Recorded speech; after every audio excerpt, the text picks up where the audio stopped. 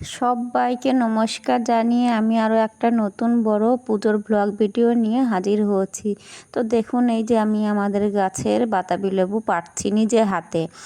কি আনন্দ যে লাগছে দেখুন। এই মায়ের জন্য পেরে এই যে কেনা ফলগুলো এনে ধুয়ে রেখেছি, আমার বাবাই এনে দিয়েছে। এই যে ফুলগুলো, সব ফল 5 রকমের সব গুছিয়ে নিয়েছি, রেডি হয়ে বেরিয়ে পড়েছি মন্দিরের উদ্দেশ্যে। দেখুন, তারপরে আমি যা বলছি শুনুন। এইটা মন্দিরে ঠাকুরমশাই এসছে?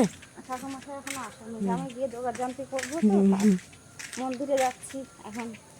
আজকে কৌশিকী অমাবস্যা, এখন সবে যাচ্ছি, গিয়ে মন্দিরে যোগাযান্তি যা করার করবো। গিয়ে দেখি কি পরিস্থিতি, এখনো ঠাকুরমশাই এসে পৌঁছাননি। তো আমি গিয়ে প্রথমে যা যা করার করবো।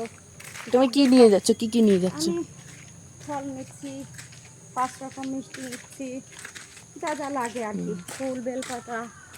তারপর কত দূর বাড়ি থেকে মন্দির? ধূপকাঠি।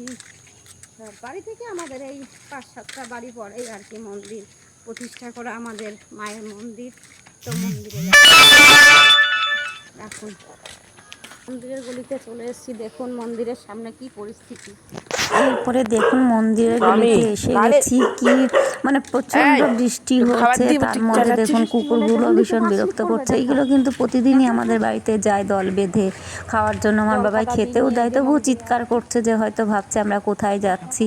তো দেখুন এই মানে জলসমুদ্র মানে পার হয়ে যে মন্দিরে প্রবেশ করছি, ভীষণ পিছল আর কি। এইখানে খুব সাবধানে যেতে হচ্ছে, খুব ভয় লাগছিল। যাই হোক, এই যে সমস্ত বৃষ্টিকে মানে জলকে উপেক্ষা করে এই যে মন্দিরে প্রবেশ করছি, মায়ের মন্দিরে এসে যে ঘন্টা পেটাচ্ছি, শুনুন আপনারা দেখুন।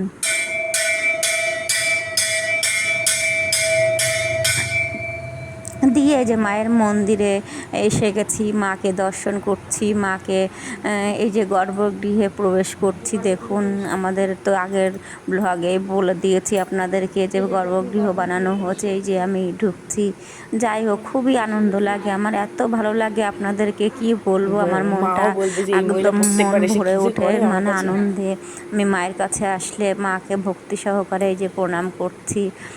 যাই হোক, লোক দেখানোই হোক আর যাই হোক, সবাই অনেকেই হয়তো ভাবতে পারে, কিন্তু আমি পারি না। আমি আগে যখন ব্লগ বানাতাম না তখনও আমি আসতাম, প্রতিষ্ঠা করার পর থেকেই আমি শুরু করেছি।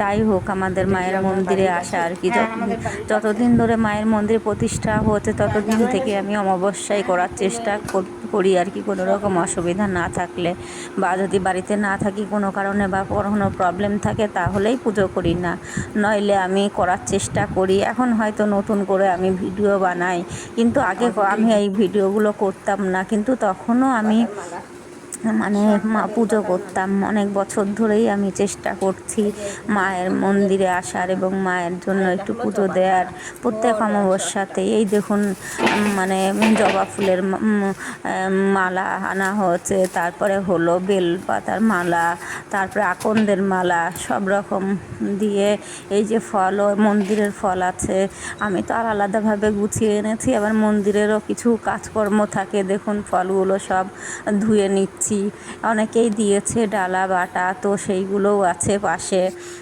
এইগুলো সব যে জলে আগে ভিজিয়ে রেখে দিচ্ছি, একটু নোংরাও ছিল, কাদা বৃষ্টি হয়েছে। যাই হোক, এইগুলোকে জলে কিছুক্ষণ ভিজিয়ে নিয়ে তারপরে আমি সেইগুলোকে ধুয়ে নিয়েছি। নিয়ে এত তো আর ভিডিও করা যায় না, ও সময়ও থাকে না আর কি পুজোর কাজ করতে গিয়ে। যাই হোক, তারপরে আমি একে একে এই যে ভেতরে এনে এই যে পাশে বসে সমস্ত ফলগুলো বানিয়ে দিয়েছি। তারপরে যে এইখানে আতপ চাল আর কি, গোবিন্দভোগ চাল নৈবেদ্যের জন্য ভিজিয়ে রেখে দিচ্ছি। এইগুলো না ভেজালে তো মানে নৈবেদ্য দিতে অসুবিধা হবে। যাই হোক, যতটা পারার আমি চেষ্টা করি, সংসারের ঘরেরও পুজো কাজকর্ম সব সেরে টেরে আমি মন্দিরে গিয়ে মন্দিরে মায়ের পুজো করার চেষ্টা করি যতদূর সম্ভব।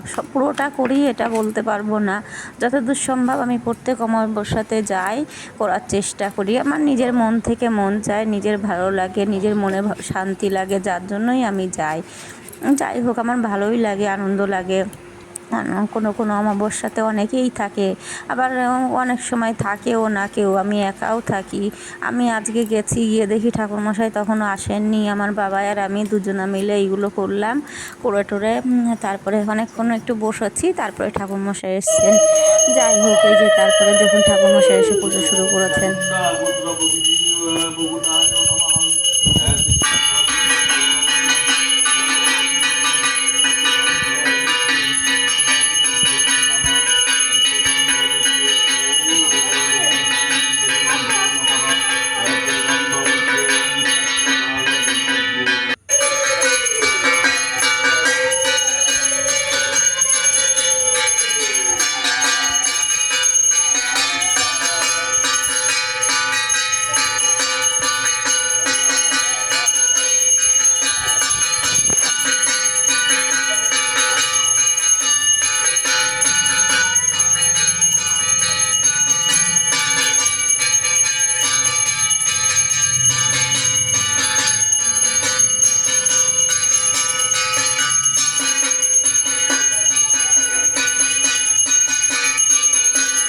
তো এই পর্যন্ত সবাইকে নমস্কার জানিয়ে শেষ করছি।